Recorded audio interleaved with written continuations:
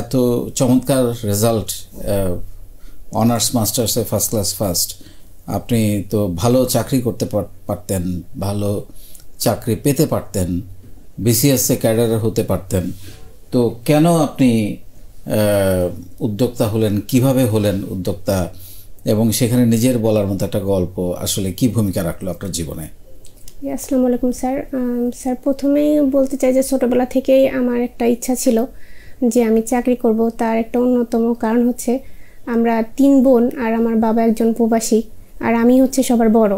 তা তখন থেকে মানে সবাই যখন জিজ্ঞেস করতো যে তোমরা কয় ভাই বোন, তা আমি যখন বলতাম যে 3 বোন, মানে সবাই তাদের রিপ্লাইয়ের সাথে আহারে একটা কথা যুক্ত করতো যে তোমাদের একটা ভাই নেই, তোমাদের বাবা মার কে দেখবে, তোমাদের বিয়ে হয়ে গেলে তোমাদের বাবা মাকে কে দেখবে। তখন আমার বিষয়টা স্যার আসলে খুব খারাপ লাগতো যে আমরা মেয়ে হয়েছি তাতে কি হয়েছে, আমরা অবশ্যই আমার বাবা মাকে দেখতে পারবো। স্যার, তখন থেকে সেই ছোটোবেলা থেকে আমার ইচ্ছা যে না আমি একটা চাকরি করব। আর সেই ইচ্ছা নিয়ে আসলে আমার লেখাপড়াটা কমপ্লিট করা। আমি অনার্স মাস্টার্স কমপ্লিট করেছি ইকোনমিক্সে রাজবাড়ী সরকারি কলেজ থেকে, এবং আমার রেজাল্টও ফার্স্ট ক্লাস। কিন্তু স্যার সমস্যাটা হলো আমি যখন মাস্টার্স কমপ্লিট করলাম 2019 সালের শেষের দিকে, তখন আমার বাচ্চাটা ছোট।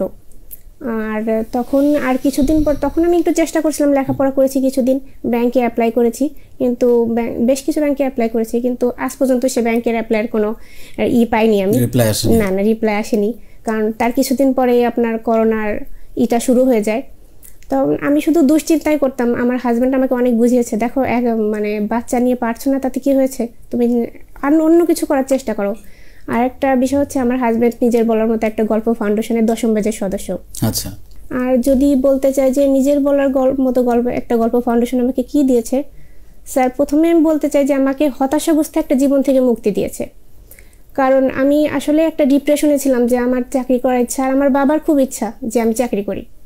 স্যার আমার কষ্টের বিষয় হচ্ছে স্যার আমি আমার বাবার ইচ্ছাটা এখনো পূরণ করতে পারিনি। আর সেজন্য আমার খুবই ইচ্ছা ছিল যে আমি কিছু করি, হয়তোবা চাকরি করতে না পারলাম, আমার স্বপ্নটাকে স্থির রেখে আমি স্বপ্ন পূরণের পথটাকে বদলেছি স্যার। আমি চাকরি করতে না পারলে আমি উদ্যোক্তা হয়ে আমার বাবার স্বপ্ন কিছুটা হলেও পূরণ করতে চাই। আর সেই কারণে আসলে স্যার আমার এই উদ্যোগটা নেওয়া।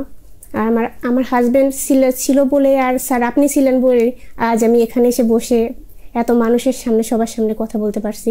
স্যার আমি আপনার প্রতি অনেক অনেক কৃতজ্ঞ। Thank you.